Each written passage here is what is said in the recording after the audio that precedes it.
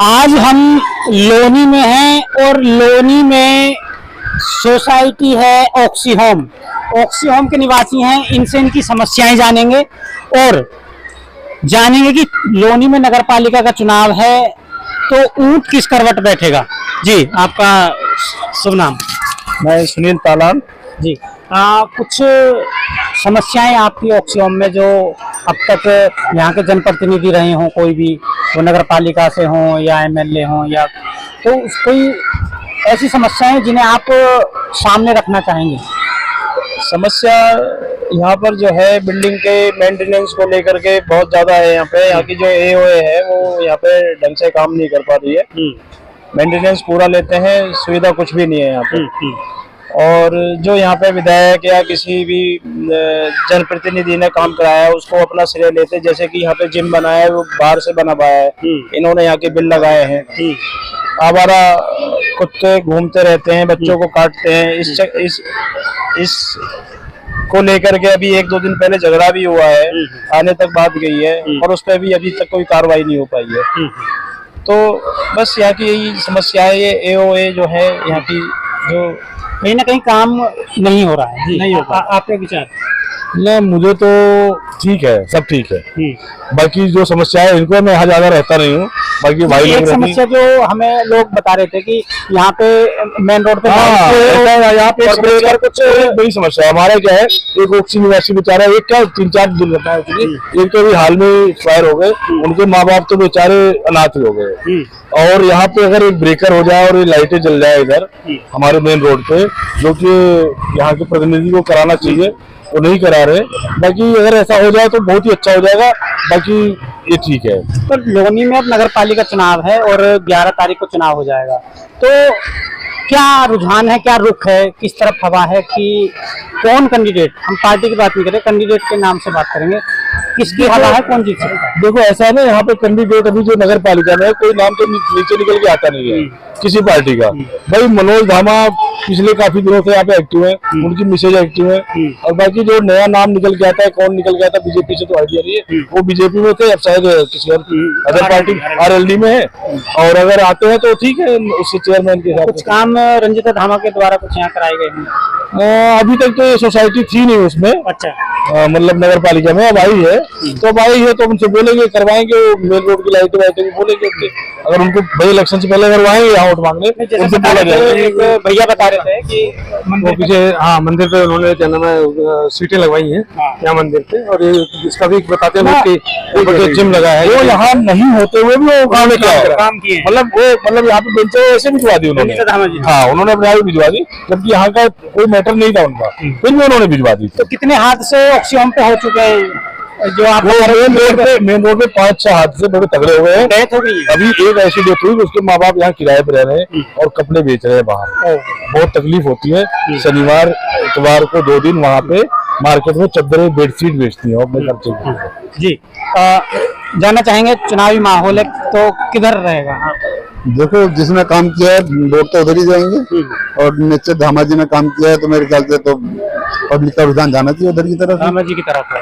तो एक समस्या और जी, है, यहाँ पर पानी की समस्या काफी है। क्योंकि यहाँ का पानी का जो टीडीएस है वो 2100 क्रॉस कर जाता है।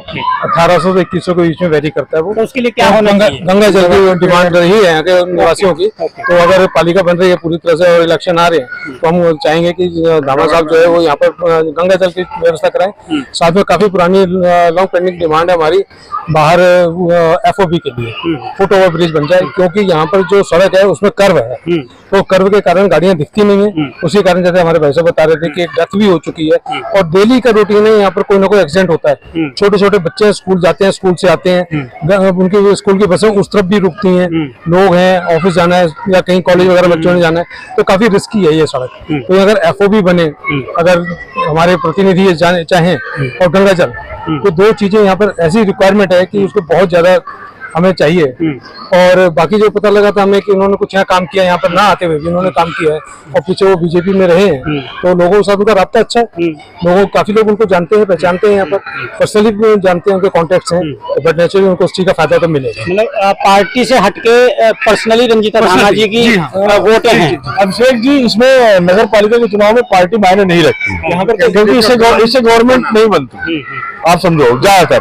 बाकी लोग अपने अपने विचार होते हैं, यहाँ पर्सनल चलता है। जो आपके लिए काम करेगा वो जीतेगा। हाँ, सीधी सी बात है, इसमें कोई ना तो इसमें मुख्यमंत्री बनना है ना तो प्रधानमंत्री बनना है इस काम से, इसलिए काम ऐसे चलते रहते हैं।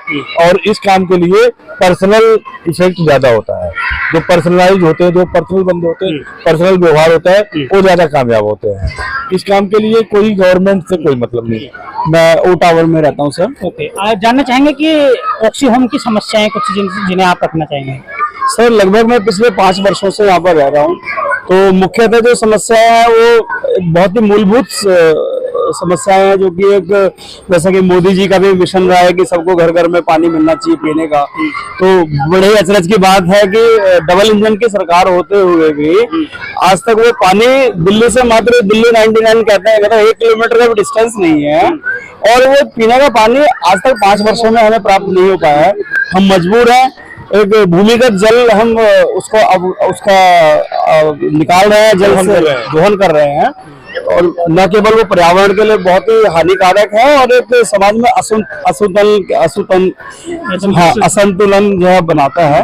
तो उसको देखते हुए हम एक तो ये चाहेंगे कि जो भी सरकार आती है या जो भी चुनाव में जीत करके आते हैं, वो हमारी इस मूलभूत समस्या का पानी, गंगा वाटर के लिए हमारा पीने का पानी, गंगा जल हमें प्राप्त हो, तो एक वो हमारी मुख्य समस्या है। दूसरा, सड़क के पार जब बच्चों को जाना पड़ता है या महिलाओं को जाना पड़ता है या जब रोजगार के लिए जब जाते हैं सड़क पार करके, तो वहाँ पर एक बहुत ही जरूरी है कि फुट ओवर ब्रिज होना चाहिए, जिससे कि सुरक्षित तरीके से बिना किसी भय के छोटा बच्चा भी अपना सड़क पार कर सके। और हैं ऐसे जो स्पीड कंट्रोल कर लें? सर, ब्रेकर जो छलावा है उससे तो अच्छा कि ब्रेकर ना होते तो एटलीस्ट है कि राहगीर को पता रहेगा कि वो जो ब्रेकर वहाँ पर कुछ है नहीं, अपने हिसाब से वो सड़क को पार करेगा। लेकिन वो ब्रेकर ऐसे है कि वो स्पीड को कंट्रोल नहीं कर पा रहा है। कोई चुनाव से पहले, कैंडिडेट सभी सुन रहे हैं, अगर कोई चुनाव से पहले आपके यहाँ ब्रेकर और लाइट चालू करवा दे तो क्या वोट उसी को देंगे? 100% सपोर्ट है। बिल्कुल सर, बिल्कुल। पूरा एक जन सैलाब जो है उसको सपोर्ट करेगा, और अगर स्पीड ब्रेकर एक ऐसा बन जाए जो कि सही में स्पीड को कंट्रोल कर पाए, एक छलावा ना हो, मजबूत हो। अभी पहले जेई जितने भी मतलब है सबको बर्खास्त करो, सभी केवल ब्रेकर और लाइट तो करा सकता है, कोई भी हो। अगर आप बात करें कि ओवर फुटब्रिज जो है वो तो सत्ता में आने के बाद ही कर पाएगा, क्योंकि वो एक मोटा बजट होता है। तो इसलिए मैं आपसे पूछ रहा हूँ कि खाली अगर कोई आपकी लाइटें चालू करा दे मेन रोड की और ब्रेकर लगवा दें तो पूरा ऑक्सी होम वोट करेगा? सब बहुत फर्क पड़ेगा। और यहाँ के शिक्षित ये तो हमारी फैमिलीज के लिए है ना, हमारी फैमिली की सेफ्टी और सिक्योरिटी है ना। तो हम लोग रात को लेट आते हैं, बच्चे रात को लेट आते हैं, स्कूल कॉलेज से या ऑफिस से लेट आते हैं बच्चे, तो उनकी सिक्योरिटी है ना। तो लाइट में सिक्योरिटी चाहिए हमें। अगर स्पीड ब्रेकर अगर अच्छे बन गए, ढंग से बन गए, एकदम कट के साथ ही बना हुआ, जब तक वो ब्रेक लगती है तब तो वो उसमें बंदा निकल भी नहीं पाता, पार भी नहीं कर पाता है। तो अगर वो बनता है और उसकी सेफ्टी हमारी फैमिली को मिलती है तो क्यों नहीं हम उसका समर्थन करेंगे। फिर भी आपसे जानना चाहेंगे राजेश जी, नगर पालिका का चुनाव है और तारीखें जो है वो निश्चित हो गई, 11 मई को चुनाव। क्या लग रहा है कि थोड़ा सा आपकी तरफ से आइडिया का रुझान लेना चाहेंगे, कौन जीत सकता है, किसकी तरफ आपका रुझान है? देखो, अभी तक तो हमें सिर्फ छलावा ही मिला है। जो पिछले चुनाव में, चाहे लोकसभा के चुनाव हो चाहे राज्यसभा के चुनाव रहे हो, वादे सबने किए हैं, लेकिन वादे अभी तक पूर्ण नहीं हुए हैं। और लेकिन अभी तक जो हमें नाम सुनने में आ रहा है, जो एक रुझान का अगर हम बात करें या सुनने में आ रहा है, लगभग लगता है कि रंजीता धामा जी का कुछ हद तक जो है यहाँ बन सकता है मामला। रंजीता धामा, हाँ, अभी है कि वो जो उन्होंने वादे किए हैं, वो एक ऑक्सी में जो ज्वलंत मुद्दे हैं उन्हीं को उन्होंने उठाने का प्रयास किया है। तो अगर वो सच में वो अगर पूरे हो जाते हैं तो उनको आने से कोई नहीं रोक पाएगा, कोई नहीं रोक पाएगा। हाँ। एक तो क्या है ना, उनका व्यवहार बहुत अच्छा है जी, और यहाँ के लोकल भी हैं, यहाँ की समस्याओं को समझते भी हैं, और मतलब फालतू की बातें करते नहीं है। मतलब इस टाइप से लगता है जब यहाँ ना होते हुए भी जो आदमी यहाँ कुछ करा दे तो ठीक लगता है, कई बार लगता है। और जितनी बार भी यहाँ के लोग जाते हैं, मतलब मेरे ख्याल से फॉगिंग और सैनिटाइज तो कम से कम लॉकडाउन में उन्होंने हजारों बार करवाया है। रंजीत रामा जी। हाँ जी, उन्होंने अपने आप करवाया। और यहाँ पे मच्छरों के लिए फॉगिंग जो हमारे पास व्यवस्था नहीं, तो अपने आप करवाते हैं। मतलब कहने मतलब वो बिल्कुल यहाँ पे उन्होंने कहीं ध्यान ना रखा है। कहीं रंजीता धामा जी का ऑक्सी होम में हमें जो रुझान है वो देखने को मिला। ऑक्सी होम की एक सबसे बड़ी जो समस्या है, जो भी जनप्रतिनिधि तक हमारी बात पहुंचेगी, एक तो यहाँ जो मेन रोड पे लाइटें हैं वो नहीं है, उसमें महिलाएं भी निकलती हैं तो उजाला होना चाहिए। दूसरी चीज जो सबसे बड़ी समस्या है कि यहाँ पे ब्रेकर नहीं है सामने, और कई लोग जो है हादसे का शिकार हुए हैं, और जहाँ तक भाई साहब बता रहे हैं कि उनकी मृत्यु भी हो गई है। तो कहीं ना कहीं यहाँ पर काम किया जाए। बाकी ऑक्सी होम में जैसा लोगों से रुझान मिला है चुनावी, कहीं ना कहीं रंजीता धामा जी का जो रुख है वो ऑक्सी होम में हमें नजर आया है। बाकी जितने जनप्रतिनिधि हमारी बात सुनेंगे वो ऑक्सी होम की जो समस्या है, लाइट और ब्रेकर, इसमें जरूर काम करेंगे। धन्यवाद।